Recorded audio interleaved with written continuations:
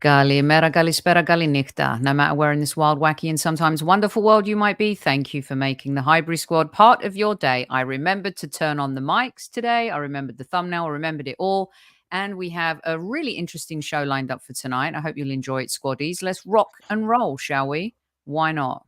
Let me find the button, and here we go.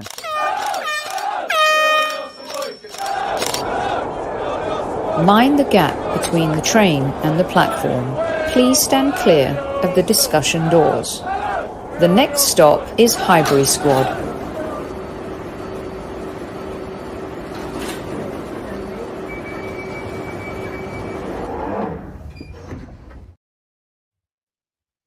Coming off a delightful evening yesterday that cleared the palate from the weekend, and most of you will be listening to this on replay.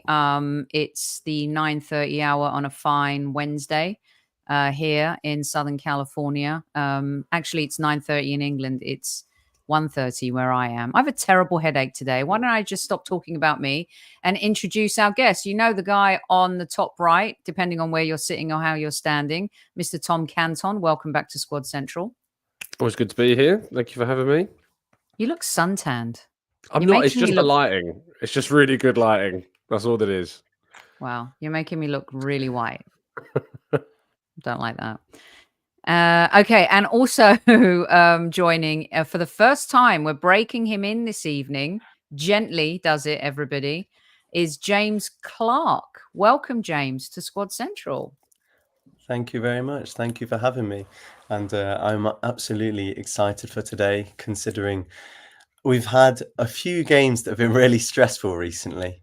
And I don't think we could have had a potentially less stressful game than the Bolton one we've just had. So it's very nice to have a discussion. And I look forward to the conversation today. Awesome. Very well said. Do you want to host, by the way? I mean, you just did so well there. I'll let you host today, maybe one day. James, do me a little favor. Tell everyone a little bit about yourself, because it is the first time you've been on the show. I've been following you for quite some time on the old X. I'm finally calling it that. I've caved in, and always interested in your work and your posts. Tell everyone a little bit about you. Yeah, so basically I'm 24 years old, and I started, I guess, moving towards the world of sports psychology in 2018. So I went to University of Liverpool actually, and studied psychology, and somewhere along that COVID happened, and we were all bored, and I wanted to talk football with people other than my close friends, who sometimes chat absolute nonsense. So I made a Twitter account, tweeted far too much, and now I have an okay following on Twitter. But alongside that, I studied a master's degree in sports psychology, which was really interesting for me. And I'm now going on to do a PhD also in the field of sports psychology. So hopefully I know what I'm talking about. You'd like to think so. But it's a vast world that even those with experience probably can't say they know everything about. But it's something that's really interesting to me regardless. I love that. Maybe you can tell us right off the bat, Tom, are they rattled? Who's rattled? Why is everyone rattled? just everyone who's not Arsenal, it seems, is rattled at the moment. It's great. I'm loving all this. Like, it seems like the narrative has evolved every day. We went from kind of the dark art stuff. It's now kind of merging into, Arsenal having an inferiority complex. It's mad. They need a new story every day, and it's the thing today. So there you go. It really is. But, before we move on to some of the purity and the palate cleansing that we've talked about a little bit, the psychology of sports fascinates me, James. And I know it's a side to it that Tom just loves as well. One of the things that I just don't understand is, I mean, we Arsenal fans, we're not mad. I don't think we're mad. It feels like it's gone from vitriol to an agenda to witch hunt. Why is it the universe is reacting to us in this way? I don't know. I have many theories, but the truth is I largely don't know. I think there's several reasons. One is that Arsenal are a very, very proud fan base. And I love to say that because, as you should be, every fan base should be proud of their history, should be proud of their club. We're not the only proud fan base, but also what Arsenal do have is a really, really diverse fan base. So Liverpool also I would describe as a hugely, hugely proud fan base, but they're obviously have a global fan base. But to me, Liverpool are very, very localized. They feel very like in the heart of Liverpool. That's where they're from, and often keep themselves to themselves because their rivals are Everton, who aren't overly loud in the media, and United, who we all know are. And Liverpool do get their fair share of stick anyway. But right now, our rivals are Spurs, Chelsea, and United, as they always have been. City as well, because we're challenging City for the title, and Liverpool because they're bitter that we're challenging City for the title, and they want to be just second place to City. They were happy like that, and we've disrupted that, and it's upset them. So essentially, there are now 5 teams out of the big 6, the others being us, who don't like us. And as we know, a lot of the narrative in the media is decided by the big 6 or the big 5 and Spurs, and a lot of that is the reason that it falls down on us. Unfortunately, Arsenal fans, because of our pride, react in mass, and it leads to a lot of clicks for whoever is creating those stories. So the stories perpetuate because they enjoy the clicks. So it's a self-fulfilling prophecy. Yeah, I talk to Tom a lot about the clicks and the clickbait titles, and it comes from the media. It comes from even some folks in the YouTube universe that love the club as well. That some that don't, and it just is. It's the beast that is. I mean, I don't particularly love it, but Tom, just to wrap up the City thing, have you come off it now? Are you, after last night, do you feel like you've digested? Are you looking at it in the rearview mirror, or do you have a scorecard that you're going to point to? The Mark Goldbridge TikTok, by the way, was brilliant, where he pointed out all of Michael Oliver's faux pas from last season. Scorecard, or are you moving on? You're on mute. I just realized that, yeah. I like to be pretty insular with Arsenal. Like I try not to get too, in and amongst the rival stuff. That said, I've tried to take myself away from social media of late, tweeting very rarely. However, I did tweet one today, kind of about in response, if you like, to the whole Roy Keane comments, and more recently the Graham Souness comments as well. And I kind of bit a little bit and tweeted saying, what you notice about the commentators claiming things about inferiority that Arsenal demonstrated in the way they approached the second half against City mirrors their coaching successes. Because had any of them been in charge of Arsenal with 10 men at halftime at City, I'm almost sure they would have conceded at least 10 rather than nearly taking all 3 points on the day. And I think that's as far as I'm willing to kind of go at the moment, with it, because I'm just looking forward to the return fixture and seeing Gabriel clatter Haaland from like 30 seconds. I wouldn't be surprised to see him get a booking in the first 5 of when we do face them at the Emirates, or if we do face them in another competition, of course, which could happen. But that fixture, if indeed both teams are still very much vying for the title at that point, is going to be electric, and I'm looking forward to it. Yeah, I have a horrible feeling that's going to have some red cards in it. It's going to be amazing. And we've been craving games like that. This is why I really enjoyed the second half of our defensive performance. I loved it. And I've just craved us being involved in games like that for so long. And here they are. So we go from what felt like an episode of Game of Thrones to a show on Nickelodeon last night. It was just so wonderfully pure, and the no VAR and the referee just letting players play. And I know it was Bolton, and I know where they're at right now, but we've seen so many times where Mikel Arteta has utilized youth, younger players who aren't playing in the first team in cup competitions, and it's cost us quite dearly over the last 2 or 3 seasons. But last night for me was an indication that if I'm a team, I'm a bit worried about meeting this particular backup Arsenal team in a knockout competition. Tom, I'm going to start with you first because you have defended Mikel giving youth an opportunity for so long now. And apparently this is the 12th, 12 Hale End graduates. I know you could probably name them all off by heart as well. 16-year-old in goal, 17-year-olds out on the pitch. We'll talk about the mindset of that in a minute. Tell us what that meant to the club and what you think last night meant.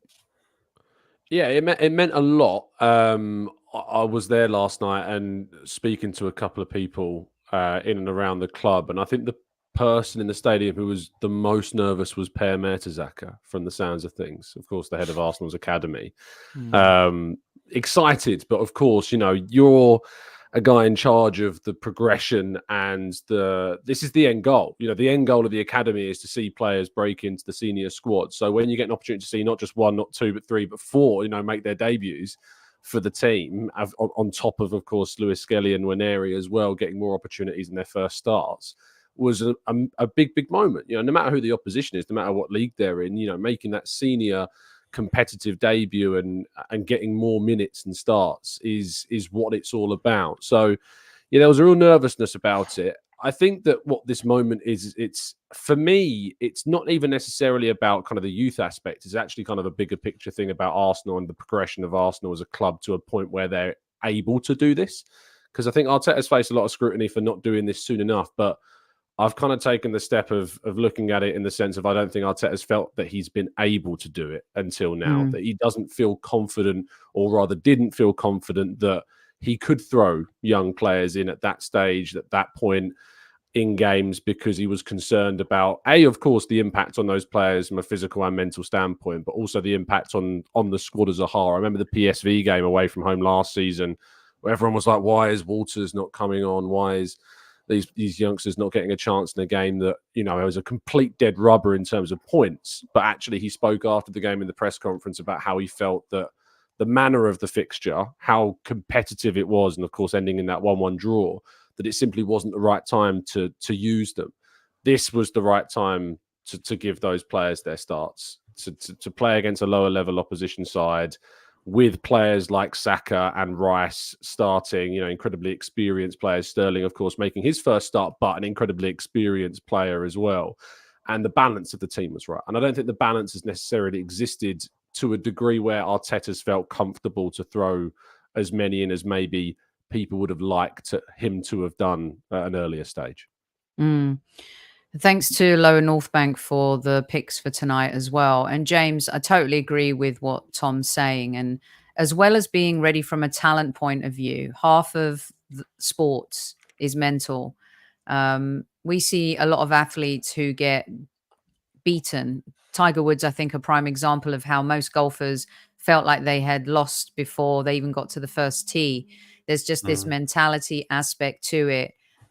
We've talked a lot recently about the evolution of Arsenal and how maybe, we have a little bit of a different edge now when you've got players who've got this type of look and feel and vibe in the tunnel. But to ask a 16-year-old to step in goal at home in a game like this, where I know that for a lot of fans, the Carabao Cup doesn't mean much. I would love to win it because I think winning something in February mentally makes us stronger to want more, to lift trophies in May. What's the mindset? A 16-year-old, 2 17-year-olds, one I think finally turned 18 today. I think it's is it Skelly's birthday today? I think he turned 18. Talk us through that a little bit. Well, I think it comes from two things, and this is kind of supports Tom's point where Arteta could have. The ironic thing is, actually, I saw something that resurfaced today about Jason Cundy berating Arteta 2 years ago about playing Nwaneri in that game. And that was to make a point. It wasn't a selfish thing. It was to say to Nwaneri, because also his contract was in the balance at the time. It was saying there is a pathway. And also it was saying to a lot of the other youngsters, that look at your peer as well, not just showing the pathway to Nwaneri, but to everyone else, that there is a pathway here. And because he is doing everything right, he has seen the first team, and he will continue to see the first team because he is talent well ahead of his years. But two things that I think are the reason why those youngsters look so good. One comes tactically, actually, and that's because from the top down, Arteta has now had long enough, and the academy players have had long enough, where Wilshere, where the under-21 coach, I forget his name, we play precisely. We play in the same way from senior team to under-21s to under-18s. So when Lewis Skelly came in, when Nwaneri came in, when Nichols and keeper came in, they were all comfortable. They all knew what was expected of them. He'd played with the ball at his feet. So it wasn't like you've got a complete disconnect between the academy. They knew their role. And because of that, they were able to focus and play their game. But also because they've had years where I can't remember who was it. Was it your article that someone from Football London, I think, no, Tom, spoke about Arteta meeting Nwaneri? Kaya did the article. Kaya. So Kaya did an article suggesting that Arteta actually, when he first joined Nwaneri, who was 13 at the time. So this continuity shows that 5 years later, this is why Nwaneri looks so comfortable. Had Arteta left him, or had Arteta last year thrown him in at PSG, there's a reason why Nwaneri looks so refined. And that's because Arteta's had his hands on him for so many years. And I think it's crazy that people and fans from different clubs will speak on how Arteta should use youngsters as if they know anything about the situation. And just like Pep took a long time to fully embed Foden into Man City's team, he was a bit part player for many years, even when he was a very, very talented player. Arteta is doing the same with our youngsters. And he actually came out and said himself, he said, look, it's hard not to play Nwaneri at this point because he is proving himself so well. So I think there's a reason why we allowed Vieira out on loan, and that's because Nwaneri is just shocking everyone beyond belief. He and Lewis Skelly, and I think Nichols might be getting lost in the shuffle from last night. And Tom, you were there. One of the things I absolutely loved is when you do have a 16-year-old goalkeeper. And I know people had a joke about Jorginho trying to track back for the goal, and whatever. However, when I saw the young players, and then I wanted to do this show because I was thinking, you said something poignant about Arteta not feeling that he could have done this previously, and maybe previously, unfortunately, he was forced into certain decisions. And so I was sitting down and I was thinking, when you've got talent like that, and I thought, and Tom, you and I talked about it, I thought the youth were brilliant on the US tour. You could see it. But the most important thing I saw was the maturity, like when they're going through the mix zone. Now, of course, no one really wants them stopping to be talking to the media at that point. They're getting their experience, but they're learning. They're around. They're learning and they're around these senior players. And I was so impressed with them. And then I was thinking, okay, let's look at this squad, right? You can say what you want about Zinchenko, everyone. I'm just going to put the pictures up. So you've got this young talent, and then you've got all of this experience around them to grow. And sometimes it's not just about the manager, and Edu, who deserves a lot of credit for bringing in a lot of these players and empowering Mikel Arteta to do what he does as well. And Mikel just transforming everything that is happening at the club. But you and I know that there's a whole team that is responsible for this. And then when you see someone like Declan Rice last night, he didn't wear the captain's armband, but he behaves like a captain. You can be a leader without it. You mentioned Raheem Sterling. He was fantastic last night, something to prove. The players that he trusts, Kai Havertz coming on, thankless, selfless player who just get rips for absolutely no reason. I was sitting there thinking, aside from the game and aside from the fact that they play well, look at all of these players they have around them to learn from and grow. If I may add to that, Sophie, as well, what Arteta and Arsenal have done really impressively over the past few years is we have a lot of leaders who are very young. Jurrien Timber, 22 years old, I think. Calafiori, 22 years old. You would not think it looking at him on the pitch. Saliba, 22 years old. So you could have a back four, including Gabriel, of course. But of those four players, Saliba, Timber, Gabriel, who's 26, and Timber, that's an average age of about 23. But that's one of the most mature back four in football at the moment. So what we've built now, people joke and say, Arteta's been here 5 years. How is the project going to improve? But the foundations that we have built now at this football club is incredible. We could go 5, almost 10 years without signing a defender. And it's a ridiculous thought, but we are honestly set for so long because of the groundwork that has gone in through these years and because of the nature of the squad building. And people will complain and people say, maybe we should have signed a winger earlier. It is all coming. And Edu and Arteta are very openly spoken about how we have plans and we take market opportunities. And sometimes you have to sign a Sterling because the Nico Williams isn't ready. But in all, by the end of phase 5, as we've all spoken about, it's looking good. And there aren't many holes in the squad left to fill. And I think the Carabao Cup and a few other games have shown that now when we rotate, there's not this drop off in Arteta's trust. If White is out injured with a knock, he doesn't have to play through it because Arteta doesn't trust Cedric. We put Timber there and put Calafiori in for his debut, who has the personality to score against City and have an overall very impressive game. So I smile talking about it because they called it from minute one. They said, this is the plan. And special shout out to Arteta because in his first managerial role, he did that. Credit to the Cronkies who trusted them, and we've reaped the rewards. And now everyone wants to be Arsenal. Another reason why they're jealous. Tom? Yeah, I agree completely with what James said there. And I think that it's also like the building of a young team also enables you eventually to be able to bed in youth players because you're not then needing to sign players that block pathways for other young players to come through. So Nichols does get a chance. Lewis Skelly does get a chance. And of course, injuries have had to happen to a degree, especially at left back where we have 57 left backs at the moment.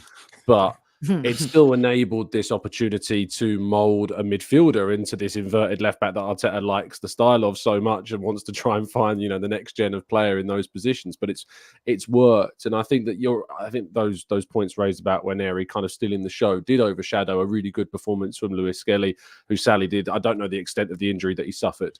If it's even just more than just what cramp was or something, we will have to wait and see. But he's not a vital part of the squad that it's too concerning, and his recovery, I'm sure, will be allowed to be extended to whatever it needs to be. But yeah, it's one of those, like Jack Porter, the goalkeeper. I met him last night where he was introduced to a few of us after the game, and very mature. Came around, shook everyone's hands, and kind of said hello and stuff, which is not what you get from Arsenal players typically after a game. They're trying to run away from us as much as they can. But I think with Jack, like, that performance was like, it wasn't, if you were talking about a 25-year-old senior goalkeeper, you'd be talking very differently about the performance. The reality is it's a 16-year-old who's making his first start in a game he never expected to get at this stage, in a position that requires the most focus and the most, confidence, arguably, on the entire field. A goalkeeper is, as the cliche goes, you've got to have something mad about you to be a goalkeeper. And I was really glad about the claim at the end of the game that he made. I'm kind of glad that he conceded the goal that he conceded, because he came and then he stopped and then he went again. And had he actually have committed the first time around, because there was a heavy touch from Collins in the initial first phase of the when he entered the box, and I think Porter would have got that. But I was speaking to somebody at the club after the game, and they just turned around to me and said he'll never make that mistake again now, because he's, in that moment, he's done something that he will learn from. That doesn't matter in the context of the game, because we were already, of course, pretty clear by that point. But that's one of the best things that could have ever happened to Jack Porter, is to make that specific mistake, because it was so learnable, and he won't make that error again. So it was important for him. I think Alexi Rojas must be fuming that he wasn't picked, to be honest, because as an 18-year-old, 2 years a senior on the pre-season tour, why he wasn't picked instead. That's the dynamics of youth football. Sometimes you get your chances, sometimes you don't. But when they come along, you got to try and grab them with both hands and use them as experiences to grow from. It was so great. It was so the whole game. It was so great when they went 3-1. When they got that goal, didn't of course worry a bit. All I wanted was for Martinelli to get a goal as well, just to help with his confidence, just a little bit. But can we talk a little bit about how not every Hale Ender makes it, right? And we have kind of been here before, and I do want to proceed with caution. I do think that the eye test tells you something different when you see certain players. I was impressed with Charlie Patino, but I'm not sure I was 100% sold on him. You know, we've seen Eddie Nketiah. He's a record holder for scoring goals for England under 21s. Didn't quite work out for him. Reece Nelson, who I think maybe is the one that's the most hard done by. I still would have preferred that we held on to him just because he had one of the better pre-seasons of any Arsenal player and can be a good utility player. James, psychologically, you come out of this game and you think, wow, I've scored. The Arsenal fans love me. You got to be a little bit careful not to think that you've made it. But I guess what I'm hearing from you and Tom is that there's enough in place at Arsenal to make sure these things don't happen. But we have seen players not live up to the billing in the past. Absolutely. But I also think something that will keep them on their toes is the pathway. The pathway is there, but it's not clear. You won't walk into that team. It's a very, very competitive team, and only those who really shine because of the level. So the problem is when Emery was here and in Arteta's early tenure, when we were in 8th place, it was a lot easier to get into that team. So when Smith Rowe, when Nketiah, when Nelson came in and made such a difference, no doubt they were hugely impressive, but they wouldn't have broken into the team when we're in 1st or 2nd place. So they looked very good for an 8th place team, and that nowadays is Chelsea or West Ham or one of those teams, or Man United maybe now.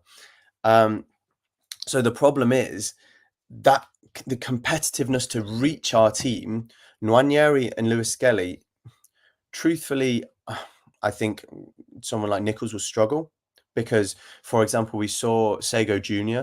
just last year, who, it was last year, I believe, played really well and was pushed in front of the crowd, and he's now struggling at Shrewsbury. So there will be players, and also it's important to note that development isn't linear. So there will be players who go under the radar at youth level and then turn out to be absolute superstars. I don't think Saka had the same hype that Nwaneri, that Wilshere, that these players had, but the consistency he showed has meant that he's now one of the best players in world football. And Nwaneri and Lewis Skelly can see that, and they've spoken. I've heard recently that Ødegaard has very closely taken Nwaneri under his wing, and they've got a good relationship. And if anyone knows about the non-linear nature of youth development, it's Ødegaard, because he was thrown in the deep end so early and things didn't work out. And the talent was always there, but things weren't going for him. So I think there is enough in place, but it will be a testament to the player's mentality, because you don't just automatically get that. And players like Callum Hudson-Odoi, who have been England's most talented young players, have seen that it doesn't always work out, and sometimes you have to repave your way. And the same way with a few Nelson, Smith Rowe. But what I do want to note is not every player that doesn't succeed at Arsenal is a failure for Hale End. Every player that's playing in senior football, that's playing in the Premier League, even in the Championship, is a success for Hale End. And the more we can do that, the more we can raise the level of the academy, the better it will become. So, yeah, I think you've got some players who look almost too good to fail, like Lewis Skelly and Nwaneri, and others who will have to be in that dogfight and have to perhaps go out on a few loans like Norton Cuffy did, and it will be sink or swim for them. But again, I have faith in our academy and the mentality that a lot of these boys have, by the sounds of it, because those who didn't want to put up that fight have moved on, because they've said, no, we want a huge contract. And Arsenal have said, hang on, we call the shots around here. You're still 16. And the players who've stayed have seen the opportunity. And Chido Obi Martin, who went to Man United, unfortunately, he still hasn't seen the picture for them. And who knows what would have happened. Tom, I was actually going to bring him up because do you think this is another indication. I mean, if you're him and you're watching this, you're like, damn, I could have played last night, right? Maybe. But do you think also that gives them the Waneris and the Lewis Skellies and the Nichols of the world the extra edge to prove themselves even more so? Do they even care that he left and went to Manchester United? Does Per really care? The club did good on the deal. Does anybody care? Does it give them more fuel? Yeah, they care. They care a lot. He was very talented, and they'll be gutted that he left. But they weren't going to be held to ransom over an amount of money that Man United had comparably paying at that level. And this is a fear I have overall about youth football, because at that age, and with football the way that it is, and it's a case of like one in however many young players make it, when you get given the opportunity to earn at that age, even in this sport, what is contextually a mad amount of money, it's really hard to turn down. I don't have any kind of grievances towards Chido Obi Martin making that decision, because football is an incredibly short career, and it's an even shorter career for many, many, many more footballers, because they just don't make it.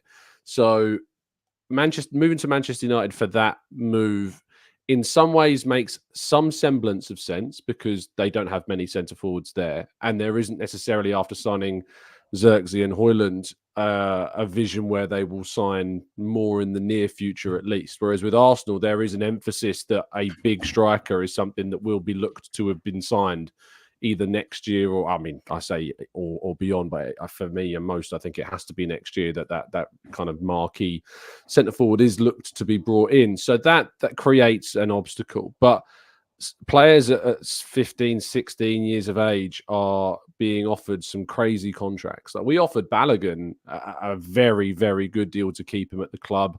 We've offered, Waneri for his age bracket is on a very good deal as well, to my understanding, for his age bracket too. And there's another youngster coming through the ranks called Max Dowman, who looks exceptional as well, who I imagine will be, again, because of the way social media is now connected and how aware and educated fans are on all age groups at such an early stage these days, will be another player who gets a lot of interest, and his representatives will certainly be looking to try and maximize the benefits of that as well, as you would expect them to, as you would want them to if they were your representatives, of course. So it's just the reality of sport at the moment, of this sport in particular. And it's a dangerous game. And I just hope I think it's one that Arsenal have dealt with very well recently. Some will say that we could have done better in some circumstances, and we'll use Obi Martin's one. But I think his case in particular is like, he's been playing under 18s football. He's not, when he did get opportunities in the 21s, he didn't pull up trees like he was for the under 18s. And he's had something of a physical advantage at the under 18 level that he won't have for the years to come. Players will catch up, competition will catch up, and we'll see. He's not even registered with Manchester United yet, by the way. Like, that deal is gone on for a long time. I think they've only just registered 2 other young players this last couple of weeks, so I imagine it will happen. Has he not played for them yet? No, because he's not. He can't. He's not registered. He's not okay. officially. I thought he played one player. game. I don't know why I thought that. It might be like there might be like a friendly scenario where he's like, because Arsenal have got a few of those as well. We've got Cader O'Neill at the moment, Northern Irish player. Like, there's scenarios where young players of that age can, of course, play unofficially in some circumstances, but he's not kind of like registered officially with the youth side. Yeah, it's a strange one. Just to add, sorry. Please, no, go ahead. And if you haven't hit the like button yet, people, shame on you. It's free to hit it. Just hit it once, because if you hit it twice, as you know, it doesn't work. Go on, James. On the Chido Obi thing as well, what is interesting is, obviously, he had less of an allegiance to Arsenal than the kids, Nwaneri and Miles Lewis-Skelly and Nichols, etc., who we see in their earliest photos with Arsenal, some at like 5, 6 years old. Joe Willock at 4 years old, if I'm correct. So it's not quite as shocking that he left, because, and I think Hutchinson is an example of someone who really did come from young. We've seen photos of, I think he had a YouTube channel of Hutchinson, very, very young at Arsenal. But Chido Obi Martin joined at 14, if I'm not mistaken, and then stayed for around 2 years. So he wasn't quite as, he left Dortmund. No, sorry. Who did he came from? Midtjylland? It came from, yes, I think it was Midtjylland. Yes, yeah. He was linked with Dortmund. Sorry, he came from Was it Midtjylland. Copenhagen? It might have been Copenhagen. I will double check for you. Or Copenhagen, but he came from Denmark. We'll agree on that. Yeah. And after 2 years, he was always going to be someone who was looking for those biggest opportunities, whereas some players, hopefully Max Dowman as well, will be partly swayed by that allegiance and having gone through the Arsenal ranks and us showing so much faith in them since young, because some of these players develop maybe at 8 years old, they could have been dropped because they weren't physically there, but we show them the trust, and then later on down the line, we benefit the rewards. So hopefully with Dowman, because just with Tom, I've heard very good things. Tom, you said it was Copenhagen. Yeah. Yeah. Yeah. Okay. Cool. We just got a few minutes left here with James and with Tom. And also, please don't forget to go visit Football Prizes. Patrick Vieira signed and framed shirt is up for grabs now. The auction ends on Friday, the 4th of October. So please go check that out. And if you're interested, there's also a Saka shirt that is available, and that auction ends tomorrow night. So visit footballprizes.co.uk, get your ticket. We've had 3 winners 3 weeks in a row. So let's keep the good streak going. Oh, you the ones who've been nicking them from my listeners. That's it. That's what it is. And you know what? And Jags didn't win not one of them, which is unbelievable and unprecedented here.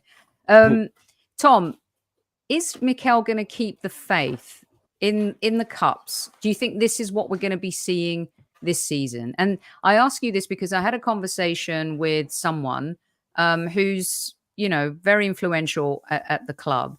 And of course, they want to win the Premier League. That is the number one goal for this club. They want the Premier League really badly. They want to do, of course, really well in the Champions League. And they, of course, want to see the young players flourish in the cups. But do you think the further we go, hopefully, this is what it's going to be? This is the strategy? I think it obviously depends on the opponent. We've got Preston North End in the next round away from home. If it was at home, I think it may have been. I don't think we were seeing as many youngsters. It may just be Nwaneri and Lewis Skelly next time for that game. They're a championship side. They're a decent team, and they won't be as easy to progress past as Bolton were last night, for instance, especially in their own patch as well. So I think we may see Nwaneri, and that I think the game falls between the matches against, is it Liverpool and Newcastle as well? So I think Arteta may choose to rotate somewhat, but I don't think you'll see. I'd be surprised if the likes of Porter and Nichols, were involved again. I think that would be a big surprise. But I think Nwaneri and Lewis Skelly have got a good chance for that game. Arteta will not make a decision that he is not 100% assured of at this stage, and that's why we didn't see youth players come in before, because he's always so forthright in what he wants to do and will not compromise on his own kind of viewing of a situation. It's very rare that you ever see him take too many gambles, hence why we approached the second half of Man City the way that we did, on Sunday. So I think that we will still see these opportunities given, but only to players that he is utterly and entirely convinced by, barring a kind of mad injury crisis that kind of forces his hand somewhat. So I think Lewis Skelly and Nwaneri are the two. Nichols had a decent display, but I'd be surprised to see him kind of break in further down the line the same way that I have more confidence about Nwaneri and Lewis Skelly. And in 2-3 years, and I think it will have to be 2-3 years at least, when we talk about Max Dowman, for instance, because he's only 14, it's so easy to carried away because he's already playing under 18s level. Crazy. But it's important to give these players that time to breathe and that time to develop at that age, and obviously to bulk up physically and, gain the mental confidence as well, which we've talked about psychologically is really important too. So, yeah, I think that they've got the strategy, but winning always takes priority, and they won't compromise on that for anything. Yeah. I can see that for sure. And Lewis Skelly, when he came into that game at Manchester City, I think he just endeared himself. I think we all love, those young players anyway. But after that exchange with the Marvel book character, it was just brilliant. They're not afraid. And I think that's what I love and what I've seen at Arsenal for the last 2 seasons for sure. Do you They're remember not. that quote, Soph, that Arsene Wenger said once? He was like, I know that I will cost this team points when I throw a young player into the fold. It's a very famous quote. I tell you, does not subscribe to that that way of thinking at all. So that is a difference between him and Arsene for sure. Yeah, and it's funny because Arteta's not a risk taker, but he's a calculated risk taker. And there's a big difference between the two. Okay, I'll get you guys out on these real quick fire, because the players, I think, were able to perform as well as they did because of the other players around them. And you touched on that at the very top of the show, Tom.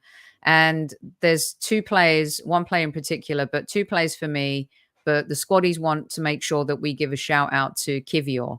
And Kivior was a player, looked like he was leaving. I had written him off.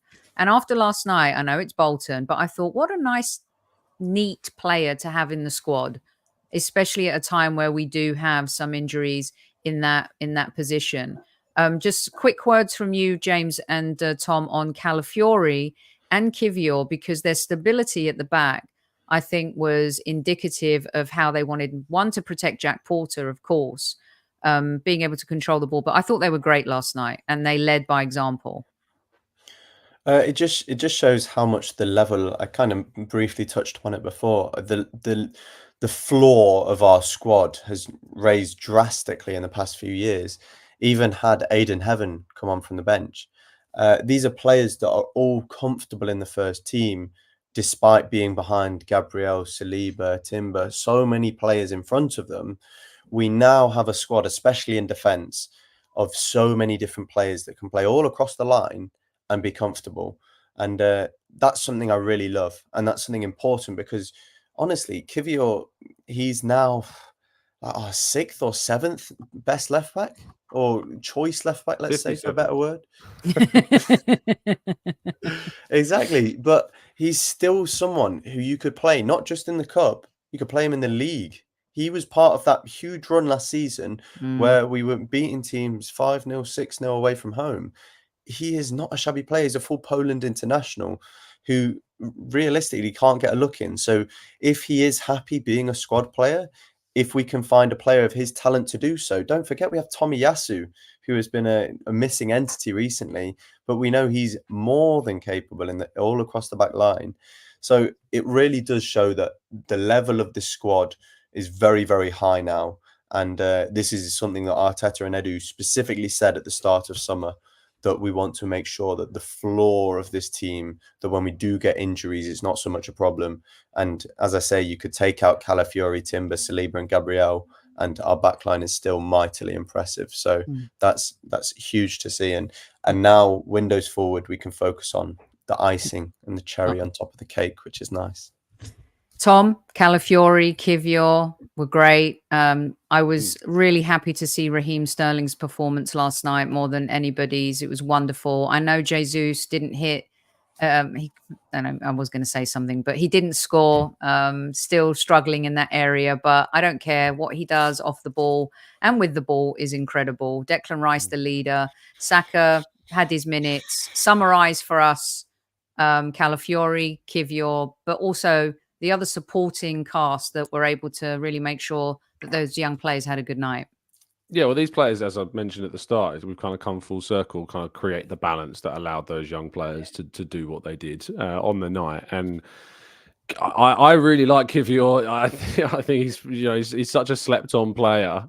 He started at the 0-0 at the Etihad last season, and that's when we had Tomiyasu and Zinchenko both on the bench for that game. It wasn't like Arteta was forced to make that choice. He chose Kivior for that game. And I think the game against Bayern Munich where Sané gave him a really tough time, and Sané's given hundreds of players tough times throughout his career. So it's not exactly like a turn up for the books, this. But I think a lot of people latched on to that moment and thought, I'm not so sure this is the guy. But, as I said before, a lot of players are going to struggle against certain opponents, and it's an experience for him that he's learned from. And I think, I'm glad he didn't leave. I think he would have left, potentially because he wants to play and he wants to get regular game time. And had maybe we have not had the injury issues that we started to have at left back, maybe Arsenal would have been more open to it. And I hope they would have made a slight profit on the just sub 20 million that we paid for him a couple of years ago. But I think that it's an important part of the squad to keep him in there. Calafiori, is chaotic, and I think Arteta will begin to gradually drum that out of him a little bit.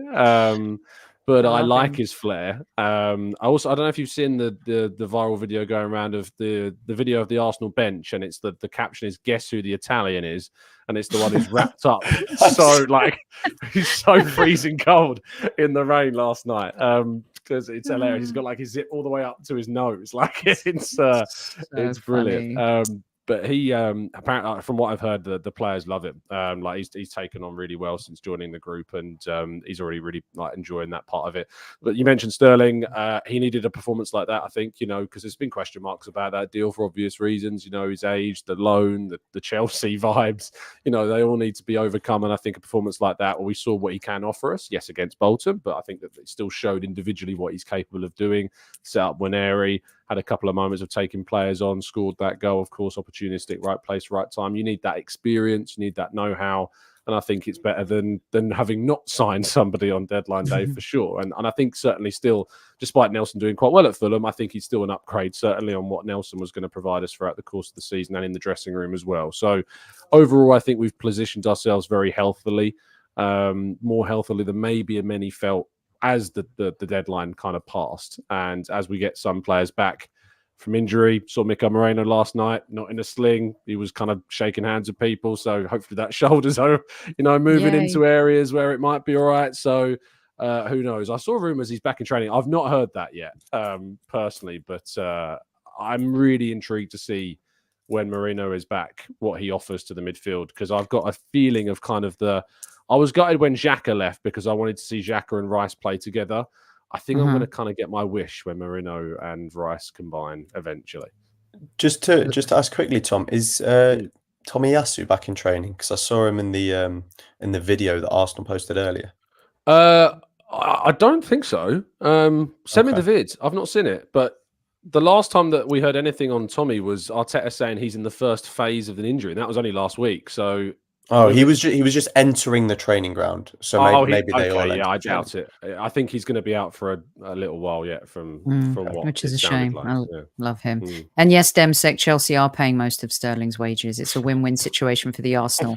Right. Thank you for all 200 of you who've been in live chat tonight. Please tell your friends about this show. It's such a great conversation between Tom and James. I love dialogue like this, and I really appreciate you guys with all your comments as well. Tom, I'm assuming you're up tomorrow morning for the news show.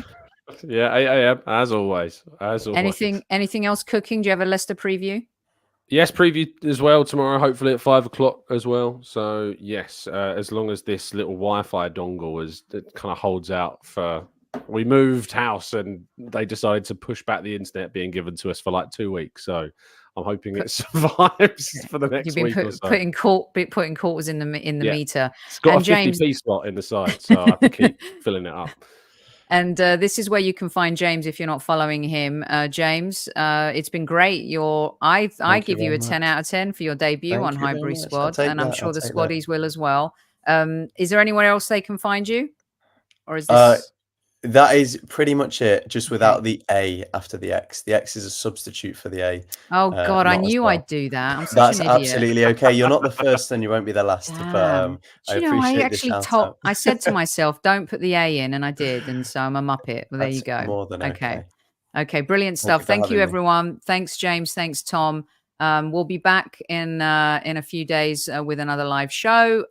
Look out on the YouTube and the old X for more info. Until then, squaddies, at ease. Don't forget to tell your loved ones you love them. And look out for a big announcement for a show next Wednesday. It's going to be a special one.